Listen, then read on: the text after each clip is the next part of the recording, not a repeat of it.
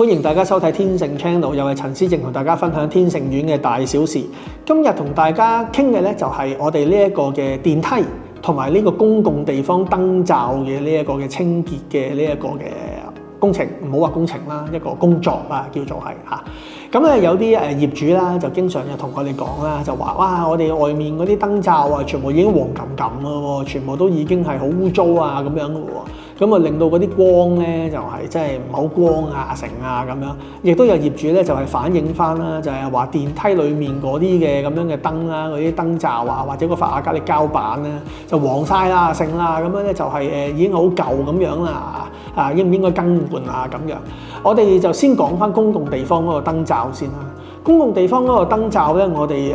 已經係同埋呢一個清潔部咧，就已經係溝通過同埋聯絡過㗎啦。咁我哋嘅清潔小組咧，完成咗公共地方嗰個原燈罩嘅呢一個嘅清潔嘅呢一個同埋翻新嘅呢一個嘅工作㗎啦，已經係。如果大家係有留意啊，或者望一望嘅，翻屋企嗰陣時望一望嘅話咧，就會見到公家地方嗰個原燈罩咧就係立立令㗎啦，已經係乾淨晒㗎啦，已經係呢個動作係唔使錢嘅就係我哋清潔小組自己做嘅咁已經係解決咗呢一個問題啦。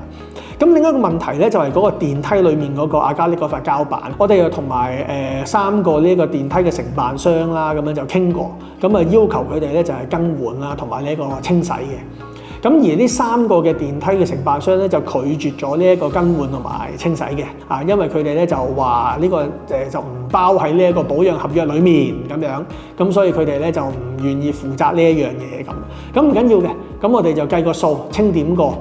咁一個好一個幾乎可以不計嘅成本底下咧，就已經可以做到呢一樣嘢㗎啦。我哋自己個工程同埋清潔部已經可以